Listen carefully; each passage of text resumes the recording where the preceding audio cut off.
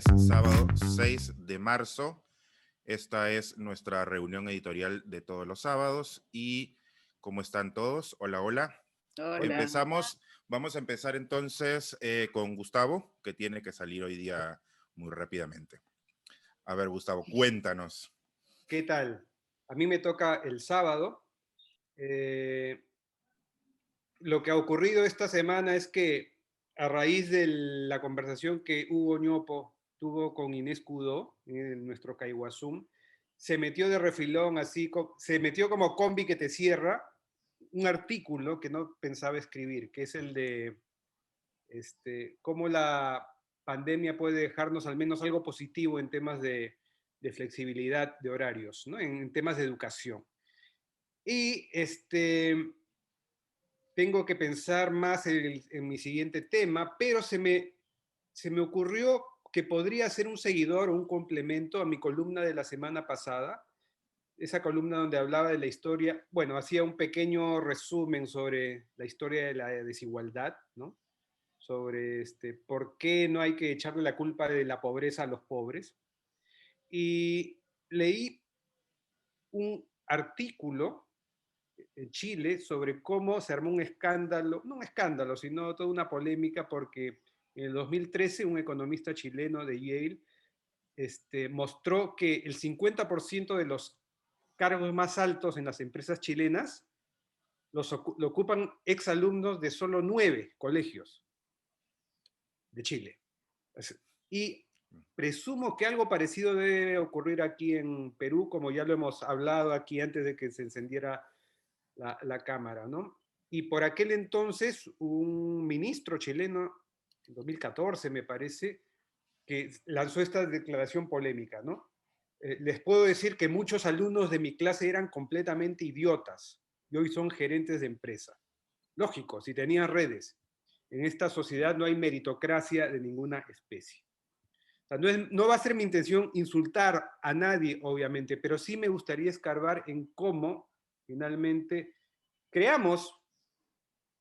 nos creamos estas burbujas sociales donde hay que tener códigos para pertenecer, ¿no?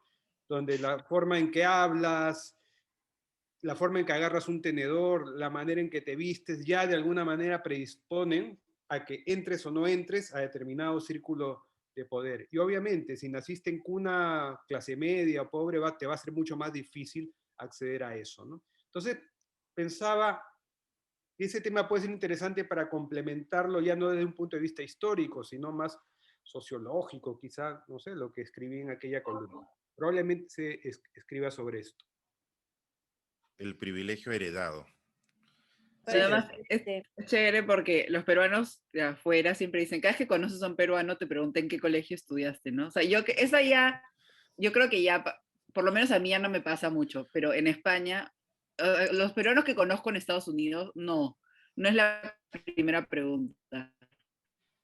A mí me Creo pasó... que hay como más variedad de peruanos que han venido, ¿no? O sea, hay un montón de gente que venía a trabajar, un montón de gente que lleva años aquí, pero en España que sí era más o menos millennials, ¿no? Que hay un montón de gente haciendo másters, era la primera pregunta, porque, o sea, decir que universidad en Perú no va a ser un indicador, ¿no? Y preguntarle a alguien dónde vives en Lima, también mucho roche, ¿no?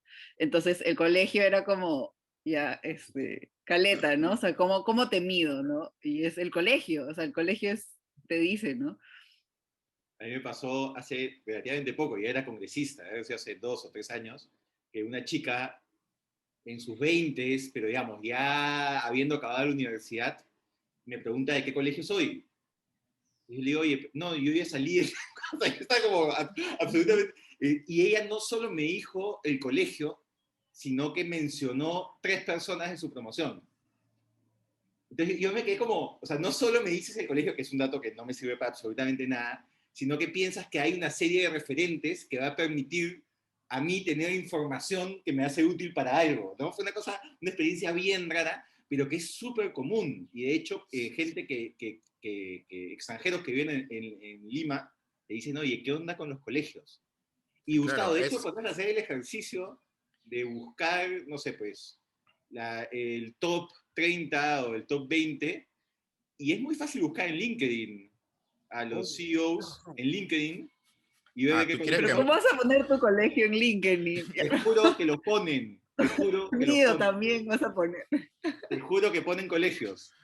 Hace el ejercicio, Gustavo. Claro, es que hay como además Alberto, lo que eres tú dices, Alberto, ¿no? Eso de que efectivamente el colegio, la promoción y los referentes de cada De promoción. referencia, Entonces, como, Sección claro. patitos, ¿no? ¿por qué son referentes? ¿Qué hicieron? ¿Consiguieron techar el coliseo? O sea, no entiendo por qué se convirtieron en los referentes de tu promoción. Claro. Pero yo les cuento una peor todavía. Bueno, dos en realidad que son relacionadas. Al colegio al que yo fui, quienes fuimos a ese colegio ni siquiera lo mencionamos por nombre. Simplemente es el colegio. Estuvo en el colegio. O sea, como que los demás no existen. O sea, y además tú sabes quién estuvo, porque sabes. Y si no, ya ni le preguntas, pues porque sabes que no. Es horrible. Y la otra es cuando estaba en la Universidad Católica, o yo buscaba no mencionar mi colegio para nada, o la gente me decía, ay, para hacer ese colegio eres bien buena gente. Era como un estigma. Eso es bien fuerte porque en este país donde el número de colegios se ha expandido tanto en los últimos 20, 30 años, el ser de un colegio top en realidad tiene unas implicancias bien diferentes en el sentido ese de que los colegios de verdad top son el colegio porque son históricos ya. Los nuevos colegios que aspiran a ser top todavía no están ahí, están que quieren serlo pero no lo son. Ahora es peor, Hugo, porque hay todo este sistema en el cual tienen preferencia los hijos de exalumnos y quienes tienen hermanos del colegio, y se abre, por ejemplo, en un colegio conocido, 2 cupos para muggles, digamos. Es súper al año. difícil, sí. Loquísimo. Entonces lo hereditario del privilegio está ahí, ¿no? Claro. Bueno, A mí hay un colegio que me obsesiona, que es el Guadalupe. O sea, porque cada vez que voy a los archivos, hay cosas del Guadalupe, son súper fans los guadalupanos, y hay revistas, o sea, me encanta esa sensación. Mi tío era del Guadalupe, y siempre, cada vez que veo algo le mando, ¿no? Y creo que tienen como una obsesión con, o sea, con ser el colegio histórico, ¿no? Eso es un pase de vueltas, ¿no? Porque ahora, como que, y a veces eso sí es así, los del Guadalupe sí veo que en su LinkedIn ponen, ¿no? Como que, o sea, profesionales más mayores, ¿no? O sea, poner que eran del Guadalupe para su generación era lo máximo, Claro. ¿no? Bueno, pero es un colegio realmente histórico. O sea, toda la historia de la fundación Sí, de Guadalupe, los liberales. es súper interesante. Y tienen mucho orgullo de eso. Pero tú sabes que a propósito de lo que dices, Nata, yo hace años escribí un artículo que justamente se titula ¿de qué colegio eres? Salió en El Comercio. Y claro, ahí contaba que el día que a mí me preguntaron, oye, tú estudiaste en el X, ¿no? Que es el equivalente masculino del tuyo, Nata. El día que me dijeron eso en un restaurante, en una cena, dije, listo, terminó mi blanqueamiento. Lo he logrado. Lo logré. Lo logré. Lo logré. Sí. Como ya entraste, ya estás. Ya todo lo demás se ha hecho. Eso. Qué Que bueno. de paso es el colegio donde yo enseñé sexto grado a primero de media. Y tuve fácilmente los peores alumnos que se pueden imaginar. Pero sobre todo por conducta, no porque fuera necesariamente... Sospecho que estamos hablando de mi colegio. Sí, bastante. Alberto, ¿tu colegio empieza así? No, entonces no es. Ya.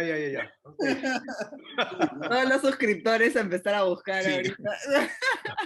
No está en mi link. Alberto de Belaúnde Colegio. Qué risa. Bueno, muy bien. Entonces, para hacerla entretenida esta reunión, vamos a chocolatear los días y nos vamos al miércoles. ¿Qué les parece? Ajá. Nos vamos al miércoles con Huguito Ñopo, que la semana pasada tuvo un caiguazú buenazo con Inés Judó. Salió Sí. muy bueno, está ya en YouTube por si acaso, si lo quieren ver, lo pueden ver en YouTube en el canal. Chévere, sí, me gustó esa conversa con Inés. Se discutieron varias cosas que pueden ser útiles para mucha gente, así que si lo pueden buscar, chévere, ¿no? ¿De qué quiero hablar este miércoles? Este miércoles, el futuro del trabajo. ¿qué es lo que puede pasar con el trabajo después de esta pandemia y todo lo que nos viene pasando? ¿No? Y se vincula a la desigualdad, mira, Gustavo, porque en el futuro del trabajo lo que va a pasar es que se va a acelerar una tendencia que ya venía, que es cada vez más gente va a tener 2 y hasta 3 chambas. Claro, porque ahora como ya no necesitas movilizarte tanto, no necesitas estar en contacto físico con las personas, puedes tener 2 chambas desde tu propia casa.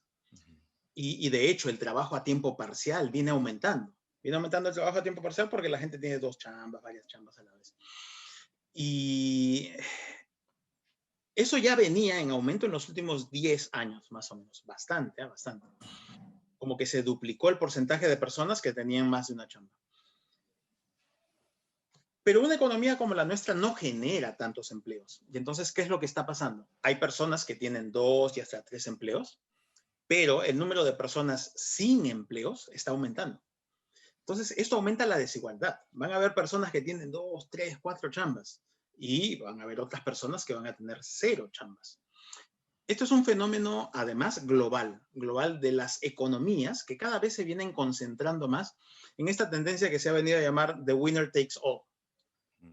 Ha sucedido con los grandes almacenes. En Estados Unidos, por ejemplo, Walmart, Amazon han hecho desaparecer a los almacenes pequeños. Y ahora se viene dando ya con las personas. Las personas que están siendo profesionalmente exitosas están acaparando varias chambas, pero las tasas de desempleo, y en nuestro país, la tasa del trabajo familiar no remunerado, vienen creciendo.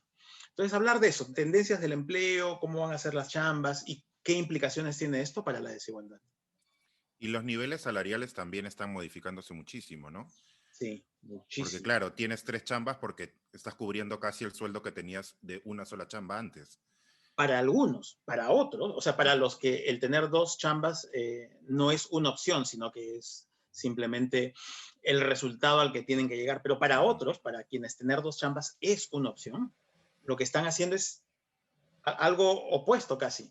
Están trabajando la mitad del tiempo por el mismo salario que recibían antes, porque ahora pueden comprimir sus chambas y tal. Entonces, nuevamente, la desigualdad crece. Claro. Complicado. Complicado. Sí, sí. Sí, pero Bueno, está justo fuerte. nosotros ayer hablábamos con una amiga que está en Madrid y que desde que empezó la pandemia está en el ERTE, que es como el plan de que no las despiden como la suspensión perfecta, pero que les pagan un salario, pero les pagan como el 70% del salario y no el salario completo. Y desde que empezó la pandemia está ahí, pero no puede conseguir otro trabajo porque la ley no le permite. Entonces, igual tiene que vivir con un 70% del sueldo que recibía normalmente. Entonces, igual se complica, ¿no? Por más que hayan leyes, digamos, Sí. que te favorecen, igual se complica. Claro, y seguramente con esa ley no está contemplado esta posibilidad de que una persona tenga 2 empleos. No, claro, no debería, a menos No. que cuides un perro, ¿no? O algo así. Que trabajes en negro. Claro, Ujú. exacto. Tendrías que trabajar en negro de todas maneras. Claro, eso es algo que va a tener que comenzar a cambiar en las legislaciones, porque esto Mm. es una tendencia global. En todas partes, la gente cada vez más está teniendo más de un empleo. Y esto después tiene implicancias, por ejemplo, en la seguridad social, digamos, e-salud. Si yo tengo una chamba, y mi chamba es formal, y desde ahí cotizo a e-salud, ya en la segunda chamba no necesitaría cotizar a e-salud. Ujú. Entonces, ¿qué significa la formalidad o no de mi segundo empleo? Esto abre unas interrogantes bien, bien grandes, para las cuales la legislación es muda. Sí. Así que ahí tienes chamba, Alberto, también. Es una vaina porque cualquier tipo de discusión sobre ese tema, y lo has vivido, Hugo, con el tema de la ley de promoción del empleo juvenil y otro tipo de miradas, o sea, cualquier tipo de discusión se vuelve una discusión irreal porque te hablan de derechos laborales absolutos, rígidos, que tiene menos del 30% de la población, pero que te plantean como si ese fuese la realidad de los peruanos. Entonces, que cualquier tipo de mirada hacia lo que la realidad te está mostrando se vuelve inmediatamente como que eres antiderechos laborales, ¿no? Entonces es muy complicado tener un debate en esas condiciones, porque prefieren que la ley parezca perfecta y que la realidad no lo sea, a intentar como nivelar un poco las cosas, ¿no? Pero como bien dices, pues para un tercio de Justo la aquí población. están Un tercio y eso, ¿no? Aquí en Estados Unidos están peleando por el $15 la hora, ¿no? Ujú. Están peleándose ahorita por eso y o sea, escuchas los debates y dices, es surreal lo que están diciendo, o sea, $15 la hora es impagable para algunas cosas. Y dentro de las universidades también, a los grad students somos explotados literalmente por la universidad. O sea, es terrible, ¿no? Entonces seguimos con el lunes, Ale.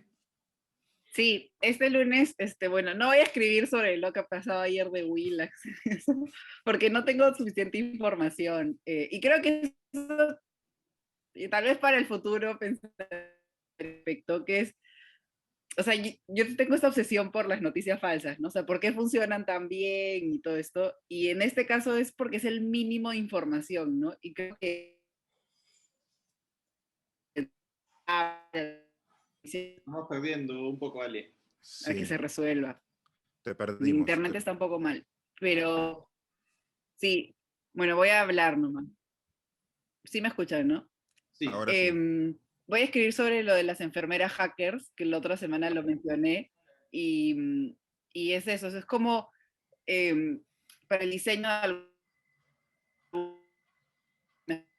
de los diseñadores o los científicos no buscan, o sea, no consultan con la persona que debería ser, ¿no? Y en este caso, en muchos temas de diseño participativo, las enfermeras es un punto clave, ¿no? Para poder diseñar las tecnologías de salud. Entonces, esta idea de las enfermeras como hackers es una idea que varios diseñadores están como manejando y tiene de todo, pues porque tiene, o sea, tiene temas de género, obviamente, ¿no? Si tú dices, ah, ya, voy a un hospital y quiero ver si funciona este nuevo dispositivo que estoy yendo, a veces los diseñadores van al médico, ¿no? Y no necesariamente es el médico el que va a manipular Claro, el que opera. ese aparato.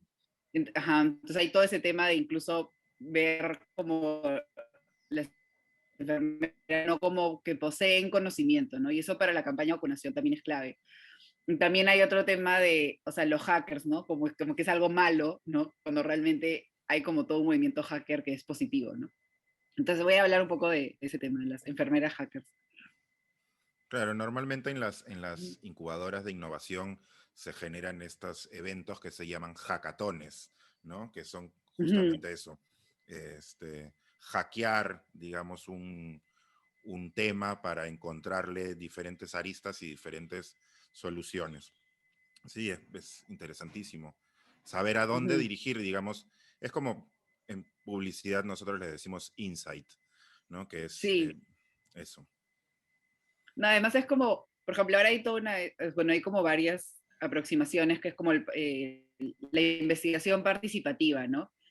O el diseño participativo, y se invita al público desde el inicio. Y es súper difícil porque obviamente, por ejemplo, nosotros estamos estudiando eso, investigación participativa en inteligencia artificial, y es difícil porque el público que queremos involucrar, o sea, el público que nos interesa no conoce de inteligencia artificial. Entonces, primero le tenemos que explicar hasta llegar a un punto que son iguales al investigador, ¿no? Y le tenemos que decir al investigador que se tiene que calmar un poco, ¿no? Como que tiene que explicar las cosas, tiene que generar un ambiente en que la gente pueda decir, no, esa tecnología no me parece la adecuada, ¿no? Entonces, bueno, creo que es algo que vamos a ver cada vez más, ¿no? Que nos involucran, porque si no lo que vemos es lo que pasa con las redes sociales, ¿no? Que recién cuando llega al público empezamos a ver todos los lados negativos y eso se podría evitar en el diseño de la, o sea, de la Exacto. investigación, ¿no? Y eso Súper, también, sí es importante. súper. Eso es bien bacán, sobre todo porque la mayoría de enfermeras son todavía mujeres, a pesar de que también existen muchos enfermeros hombres. Es interesante cómo ciertas carreras son vistas como femeninas o no. Bien bacán. Sí. Buenazo. Bueno, entonces pasamos al martes. Alberto, presente. Presente, profe. No sé todavía. Creo que voy a escribir un artículo sobre un tema que leí en este libro que me gusta un montón, que es Facha, cómo funciona el fascismo y cómo ha entrado a tu vida. Y tiene un capítulo dedicado a la obsesión que tienen los fascistas, la ultraderecha, con el sexo, ¿no? Y con lo que ellos perciben como perversiones, ¿no? Y que lo estamos viendo en campaña, ¿no? En torno a qué van a hacer con nuestros niños y qué es lo que hace la comunidad LGBT. Entonces, yo leí ese capítulo y me venía a la mente X debates que he tenido, ¿no? El famoso debate con Rosa Bartra, donde salió mi meme, donde decía que en el colegio estaban enseñando a chicas a masturbarse, todo lo debate con mis hijos no te metas. Entonces, creo que voy a como aterrizar el contenido del libro a modo de reseña, del capítulo sexual, a la realidad peruana. Por el momento estoy por ahí, pero podría terminar escribiendo otra cosa también. Yo te iba a sugerir justamente porque a raíz de todo esto que está pasando empecé a leer un poco y le iba a consultar a Natalia justamente sobre los movimientos fascistas en Perú, que esto empieza con Sánchez Cerro, ¿correcto? Con la UR. Sí, y también Ribagüero también era. Hay un libro que salió hace poco que no he leído, que es un poco medio ficción sobre un descendiente de uno de estos señores. Pero sí, el fascismo en Perú pega. Sí, claro. Creo que O sea, y en qué momento y cómo se junta con la oligarquía para mantener justamente este derecho heredado del que estamos hablando hace un rato. Sí, es un tema bastante fascinante, por decirlo menos. Sí, tiene bastante... Además, el fascismo, sobre todo, tiene el caldo de cultivo en las situaciones trágicas de los países, ¿no? En escenarios de posguerra, en escenarios de pandemia, de grave crisis económica, porque siempre termina siendo... o sea, yo diría que el fascismo no es solo un tema ideológico, o diría que lo ideológico pasa a un segundo plano, sino que es un tema estético. Sí. Y tiene mucho que ver sobre lo que le estás proyectando a la sociedad, que quieres que esa sociedad sea, ¿no? Una sociedad ordenada, rígida, de mano dura, y no necesariamente las ideas dentro del fascismo son coherentes o Sí, incluso claro. son las mismas a lo largo del tiempo. Entonces, más que una ideología, es como una corriente estética, ¿no? Que también eso daría para otro artículo. Que Claro, además está obsesionada con la familia y con la eugenesia, con la limpieza de todo tipo. Entonces ahí hay, como dices tú, un tema estético que tiene que ver con quienes consideramos incluidos y excluidos. Es bien fuerte. sí, no, y xenofóbico al mango también, ¿no? En lo de, los 30, lo de Sánchez Cerro fue en contra de los asiáticos. Siempre hay alguien a quien culpar de la desgracia interna. Bueno. O sea, yo también sé que, o sea, tenemos nuestras propias versiones, pero siento que como han cogido fuerza en los países del norte, de la nada nosotros también queremos demostrar que tenemos ese tipo de tendencia, ¿no? O sea, porque como que de la nada en Europa hay un montón, y la gente te dice, pero en Estados Unidos, o te nombra personajes conocidos por ser de ultraderecha en otros países, como si fueran referentes, ¿no? Entonces eso también, digo, es como una moda, ¿qué onda, no? Pero es una tendencia mundial ahora mismo, ¿no? Lo de la ultraderecha. Sí, es que es como, claro, esa es mi idea, no sé, lo estamos demostrando como como un modelo de desarrollo, ¿no? O sea, como nosotros también tenemos esta onda, nosotros también podemos creernos lo suficiente como para odiar a otros por no ser como nosotros. O sea, yo creo que hay esta obsesión en todas las campañas electorales desde el 2006 de que nos vamos a convertir en Venezuela, ¿no? Y yo siento que ahorita estamos o sea, es más probable que nos convirtamos en Brasil, ¿no? Con un gobierno al estilo Bolsonaro. Y nada, es terrible la sola idea de pensarlo porque además es súper verosímil que pueda pasar. O sea, ves el camino clarísimo hacia ahí, ¿no? Sí, pero ¿qué onda con Venezuela? ¿Qué obsesión realmente, como dices tú, del 2006 en adelante? Y cada vez está más deteriorada la situación en Venezuela. Nadie puede querer estar como Venezuela y chácate que estamos camino a ser Venezuela. Es como, ¿y por qué? No hay mucho asidero con la realidad. Es como el cuco. Tenemos el cuco y entonces te voy a sacar el cuco todo lo que pueda. Es una actualización de Cuba, Mm, finalmente. Yo ¿no? te iba a decir eso, justamente. Y uno Es Venezuela ahora, antes era Cuba, exacto. no sé si han leído el último libro de Vargas Llosa, me he olvidado el título ahorita, sobre Guatemala. Y No, no lo leí. cómo, interesantísimo, yo no tenía idea de la historia de Guatemala, entonces es una historia súper súper interesante, y claro, es como se inventan el cuco del comunismo para mantener los intereses económicos de Estados Unidos en la región.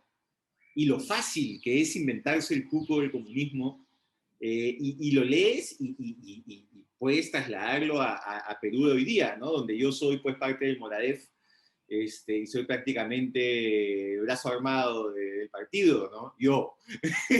O sea, No, pero pero así, tú pero sí. estuviste en cuando quemaron las ánforas en el año 80, tú fuiste, Alberto, tú estabas Yo ahí. fui, yo fui, sí. Pero no estabas, pero creo ni en pañales, pero ahí estabas. Es muy gracioso, ¿no? Alguien una vez me dijo, oye, ¿y tú dónde estabas el año 92? Y yo, 92, yendo a kinder. Claro. Claro, claro, eso es lo que es bien alucinante sobre esa obsesión también con el senderismo, el comunismo, no sé qué, es como, ya, ¿qué onda con decirle a una persona de menos de 25 años que es senderista? O sea, no No, están vivos. y una cosa que es muy frívola, es que tú no viviste el terrorismo. Habían apagones todos los días. Y es como, ¿en serio? Tu referente del terrorismo no son las masacres, no son las personas torturadas, las desapariciones, es que no tenías luz, ¿no? O sea, encima la épica construida para mantener la paranoia macartista está hecha en la parte más frívola del fenómeno, ¿no? Es que tú no sabes lo que es hacer tarea con vela, pues. O hacer, No, o hacer una cola para comprar pan popular, es terrible, el pan popular era horrible. Increíble. Y Claro, cuando borrabas en el cuaderno popular se deshacía la hoja, tampoco sabes lo que es también es sufrir así. horrible. No podías borrar, no había borrador blanco, ¿no? No, y Horrible. creo que, o sea, hay como toda una generación, o sea, tipo la generación de mis papás, obviamente, ¿no? Marcada por el terrorismo y siento que a veces los mensajes, ¿no? O sea, digo, oye, pero tú viviste esto, o sea, ¿no? La gente que habla a veces estas cosas por redes, que hay gente que sí vivió como durante la época del terrorismo y tiene esa versión frívola, ¿no? O sea, no es como que otro millennial, ¿no? Que tiene la versión, no, o sea, hay gente que dices, oye, pero tú viviste cosas peores, o sea, lo del apagón obviamente era constante, pero, o sea, no podías ir a ciertas partes del Perú, no podías ver a tus papás, ¿no? O sea, como para mí eso sería lo más grave, ¿no? El terrorismo. Es que ponte a pensar, o sea, las matanzas no ocurrieron en Lima. Claro, No, no, claro. por eso, o sea, gente Hubo que no era de hubo Lima, ¿no? O sea, atentados, que sí, mucha gente murió en estos atentados, pero la parte más violenta ocurrió en partes donde la gente que te reclama no lo imaginaba siquiera en ese momento. y, por ejemplo, esta semana que la palabra de la semana es genocidio, me parece horrible. O sea, cómo alguien como tan ligeramente puede decir, no sé, porque no llegan las vacunas, eres un genocida. O sea, es súper aberrante, súper faltoso, como que dices, oye, hay más adjetivos, ¿no? O sea, como para mostrar tu, ¿no? Tu Tu indignación, falta de claro. conformidad. O sea, que es válida la indignación, ¿no? Pero llamar genocida, o sea, no llegó un Rappi un día y tú qué le dices, ¿no? O sea, o sea, lo insultas, ¿no? Como vemos en redes. Bueno, ¿cómo pasa? Como pasa, ¿no? Qué horrible. Claro. La polarización, lo que genera justamente eso, lo que genera es polarización, xenofobia, odio, estos discursos terribles, pero bueno, pasamos entonces, Sharon no ha podido entrar todavía, Dante lo tenemos un poco ocupado también, entonces pasamos a Natalia Sobrevilla los domingos, que seguramente no tiene ni idea de qué va a escribir la próxima semana. Pero sí les puedo decir de lo que escribí esta semana, que igual ya sale del pasado, pero no importa. Finalmente, como nadie en la semana tomó la posta de la iniciativa de hablar sobre el Día de la Mujer, escribo sobre eso. Escribo sobre por qué no estamos listos en el Perú para tener a una presidente mujer. Estoy escribiendo sobre, porque tenemos unos candidatos que tienen el prontuario de Johnny Lescano y las ideas medievales de Rafael López Aliaga con máximas posibilidades. Y jalándole las orejas, ya no me acuerdo si fue Gustavo o quién fue que nos dijo que teníamos que escribir sobre el Día de la Mujer. alguna de las mujeres. Así que ahí está, a ver. Creo que fue Dante. ¿Fue Dante? No pongo en la columna quién fue, pero dije que no fue una de las mujeres que nos dijo a las mujeres que tocaba escribir sobre el Día de la Mujer. Si puedes poner, tampoco fue el congresista. Ahora, es cierto que sí, en honor al congresista, no he dicho, o sea, lo he puesto solamente como dicotomía hombre-mujer, que tampoco es real porque obviamente están todas las otras colectividades, LGTBI y todo lo demás, pero lo he puesto como el Día de la Mujer no es solamente un tema de mujeres. Y también el tema de las mujeres conservadoras, o sea que si solamente somos las mujeres progresistas, digamos, que estamos arreando o remando para tratar de llegar a una cosa más progresista y no tenemos el apoyo de los hombres progresistas, no la vamos a hacer, porque también tenemos a tantas mujeres conservadoras, o sea que por ser mujer no es suficiente, digamos. Claro. Y gays, homofóbicos, no sé, no es garantía. La identidad no es garantía de las ideas, ¿no? Exactamente. Exactamente, pero también me recuerdo que en el año 2016, en algún momento escribí, después de la primera vuelta, que a pesar de que hubiera sido una segunda vuelta horrorosa, me hubiera gustado una segunda vuelta Keiko Fujimori y Verónica Mendoza, porque era la única garantía que íbamos a tener a una presidente mujer. Ahora, iba a ser horroroso, pero no se dio y puedo casi que apostar que este año tampoco se va a dar. Ah, no. Pero también a veces, o sea, por ejemplo, con la pandemia, viendo qué países han como que salido bien, ¿no? Tienes Taiwán, Nueva Zelanda, Alemania, y también a veces entran como al cliché, ¿no? De, es porque son mujeres las líderes, ¿no? Y digo, sí, pero, o sea, hay que ir más allá, ¿no? O sea, y si esa es la razón, y si esa es la razón, seríamos bien básicos, ¿no? O sea, como que todo un país dependa únicamente de quién está en la cabeza. O sea, sí, tipo, o sea, entiendo que funciona bien para redes y que funciona bien para una narrativa, pero tienes que ir más allá. O sea, incluso en los casos de éxitos tienes que ir más allá a ver por qué, o sea, exactamente por qué debe haber países que las mujeres son presidentas y que lo han hecho mal, ¿no? O sea, no sé, fácil no. La pregunta es, ¿qué tiene que tener un país para tener una líder mujer? Eso exacto. Creo O sea, es por ahí, no ¿no? sea la líder mujer, sino qué cosa tiene que tener. Pero también, por ejemplo, en el Reino Unido hemos tenido dos importantes lideresas y ya no tenemos una actualmente y mira cómo nos va, pero bueno, la dejo ahí nomás. Así que eso es lo que he escrito para mañana, que ya cuando salga este Zoom edición no sabremos qué es. Y como siempre, totalmente al azar, viendo qué va a pasar en la semana. O sea, ya cada vez calculo que mis artículos van a ser más electorales porque estamos cada vez más cerca de las elecciones. Pero el tema de la pandemia me sigue interesando. Justamente le mandé a Ale un tema que me interesa, que es sobre las patentes y dónde están ahora los problemas. O sea, ¿son problemas de producción? ¿O es porque no hay capacidad de producir? ¿O porque hay límites en quién tiene la tecnología?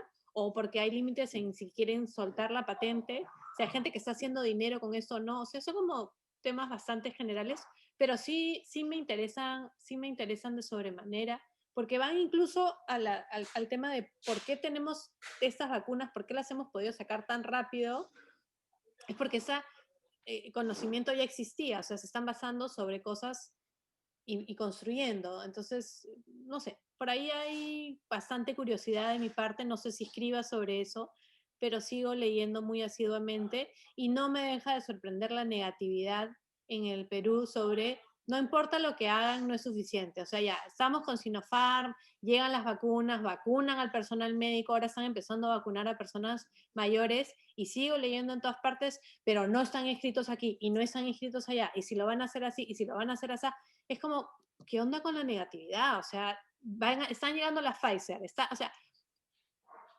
y sigo leyendo a gente diciendo, todo está mal, todo es una porquería, todos nos vamos a morir. No, estamos en una pandemia, las cosas son difíciles, está grave la cuestión, pero tampoco tanta negatividad. No sé si vieron ese artículo en Convoca donde salían cuántas personas existen en el Perú de cada rango etario, de 95 para arriba, o sea, sí hay un conocimiento de lo que está pasando y sí hay una estrategia, o sea, no es perfecta, pero ya estamos. De verdad que la negatividad a tal nivel me pone un poquito los pelos de punta.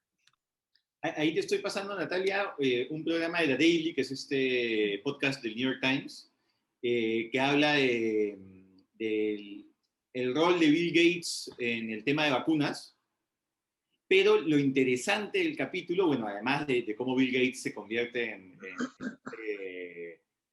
impulsor de las vacunas mundial, lo interesante es justamente el tema de las patentes, porque Bill Gates es un defensor de las patentes en las vacunas, porque dicen que es parte del motor de innovación, que es su cabeza, ¿no? O sea, finalmente Microsoft fue Microsoft por el tema de patentes, ¿no? Entonces tal vez te pueda resultar útil. Sí, justo te lo iba a mandar a Natalia, porque estuvimos hablando de esto de las patentes, ¿no? Y en verdad el tema de las patentes hay todo, o sea, patentes siempre ha existido, ¿no? En Perú, la verdad que patentamos súper poco, las universidades patentan bastante poco en comparación a otros países, obviamente. Estados Unidos es el pan de cada día, ¿no? O sea, y realmente las universidades se mantienen un montón por las patentes. Por ejemplo, mi universidad se mantiene un montón por sus patentes, ¿no? Porque casi todas son para el gobierno, militar, tecnología, etcétera, ¿no?